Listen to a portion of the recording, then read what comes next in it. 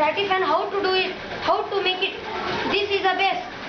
Take one base and take 4 long rods and fix it to base like this, and put a medium axle into a long rod, and put a handle one side and other fan other side, and roll the and put gear fixing and roll the thread on it, and tie a thread to a racing tire and roll it like this.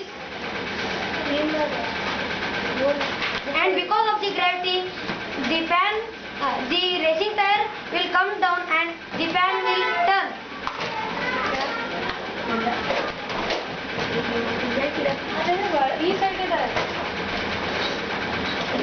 Like this.